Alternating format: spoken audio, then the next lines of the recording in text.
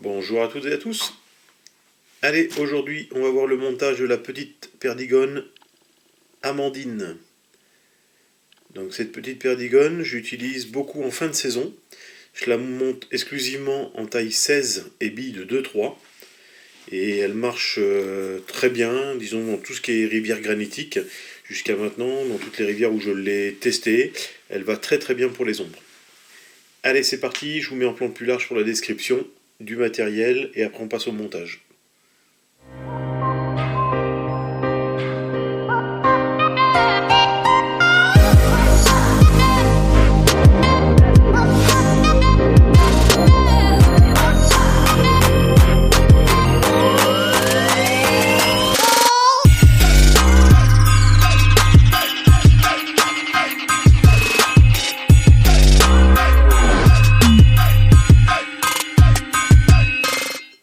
Allez, donc pour monter notre petite Amandine, il va nous falloir hameçon de 16.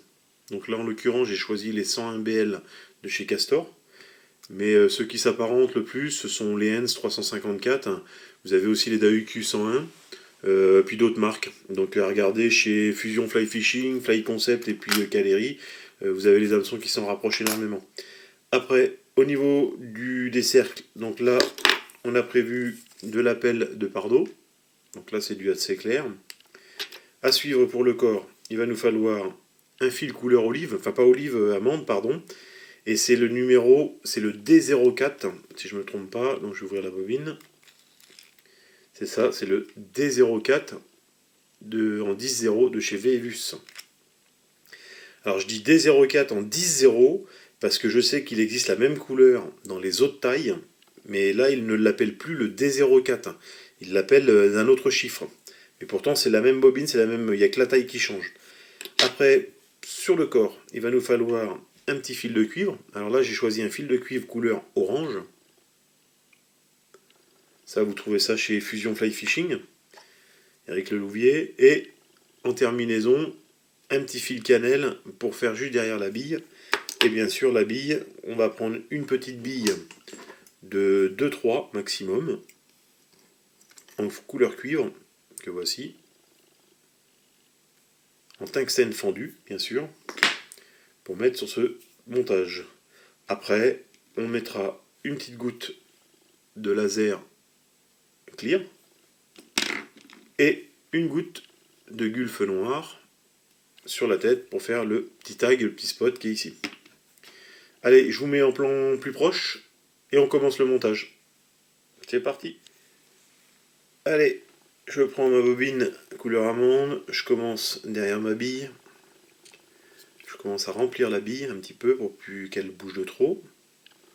Et comme d'habitude, hein, quand il y aura assez de tours, le fil va s'éjecter tout seul sur la rampe. Donc arrivé à moitié de la rampe, je coupe mon excédent. Je commence à prélever 5-6 fibres de l'appel de Pardo. Je rassemble bien comme il faut les fibres. Et j'emmène en même temps mon montage presque jusqu'à la courbure. Là, je pose mes fibres sur le dessus. Je fais 2-3 tours par sécurité. Je laisse ma bobine en attente. Je tire sur mes fibres pour y régler la longueur. Alors, sur les perdigones, tout le monde le sait, il y a très peu de fibres qui dépassent derrière. Là, je coupe l'excédent, parce que mes fibres sont réglées. Je prends, si j'arrive à l'attraper, le fil de cuivre, donc couleur orange. Je l'applique sur le côté, et en tournant, il va passer sur le dessus, voilà. Je ramène mon fil de montage jusqu'à derrière la bille. Et là, je commence à dresser mon corps, donc en faisant attention de remettre la fente sur le dessous. Donc ça, c'est une habitude que moi j'ai pris. Si vous, elle se retrouve au-dessus, sur le côté, à gauche, là, après, c'est pas, ça ne l'empêchera pas pour pêcher. Hein. Je vous le dis de suite, ça gêne en rien. Allez, je dresse le corps en conique. Alors là, quand vous voyez que le fil il commence à être bien dur, bien rond, bien machiné, c'est qu'il est trop torsadé. Et il ne s'aplatit pas, et ils ne se joignent pas les uns les autres. Vous voyez, ça fait vraiment des spires trop bien détaillés même.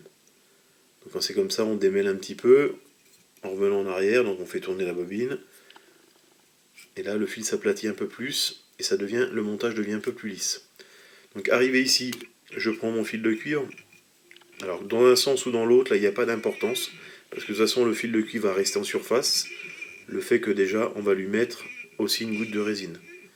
Donc il va pas s'enfoncer dans la matière comme il pourrait le faire avec du faisan.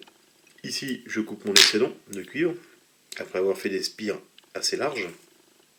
Je prends mon cannelle, je commence à faire 3-4 tours derrière la bille. Je laisse mes deux bobines s'entourer ensemble et se mélanger. Je repasse par un ou deux tours. Et là, je vais couper tout ce qui est excédent et que j'ai plus besoin. Donc l'excédent du cannelle. Et là, je pousse bien avec mon doigt sur la bobine. Voilà, pour séparer les deux fils. Et là, je coupe le couleur amande.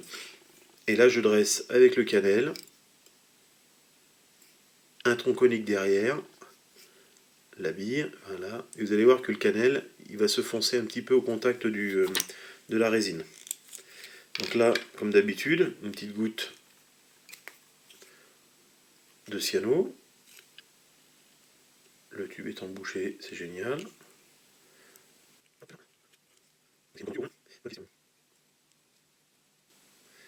Voilà, on est presque plus dans le tube, c'est pour ça. Donc là, un peu sur une aiguille, voilà, pour être sûr de ne pas faire de bêtises. J'engraisse sur le fil. Je fais 3-4 tours. Je laisse en attente. Le temps que ça sèche, je rebouche mon tube pendant ce temps-là. Je tire un peu dessus.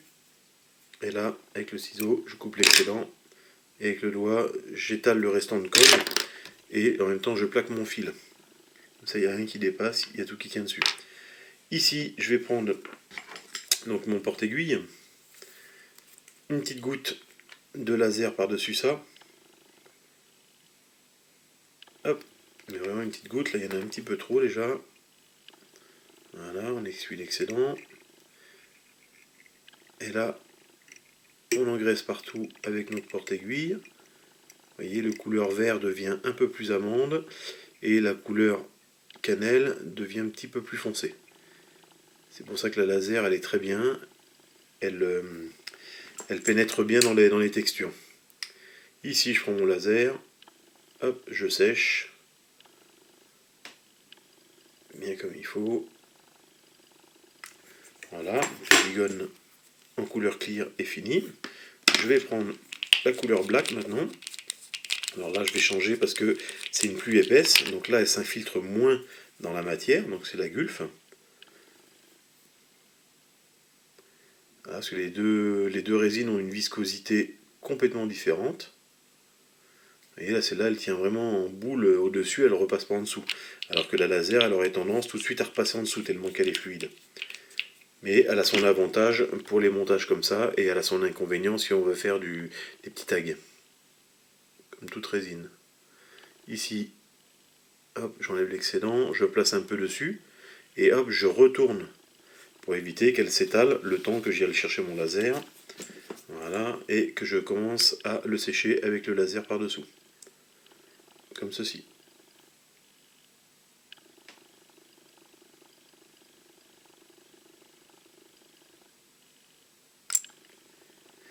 Alors voilà notre petite amandine, donc Perdigone amandine, qui fonctionne très très bien, on va dire, à partir de fin août jusqu'à la fermeture de l'ombre, donc octobre-novembre par là. Après ça dépend des secteurs, il y en a qui ferment plus tard, il y en a qui ferment plus tôt. Donc ça, regardez les dates par rapport à votre fédération et à votre département.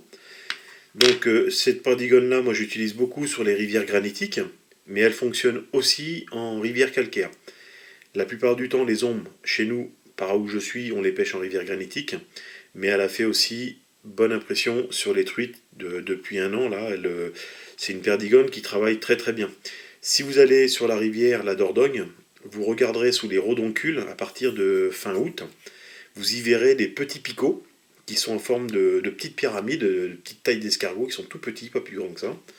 Et vous en prélèverez un et vous l'éclaterez entre vos doigts. Et vous verrez que la couleur qu'il en sort, c'est exactement la même couleur verte que ça. Donc c'est pour ça que cette petite perdigone, à partir de fin août, fonctionne très très bien sur les ombres. Voilà, bon montage à tous et au plaisir.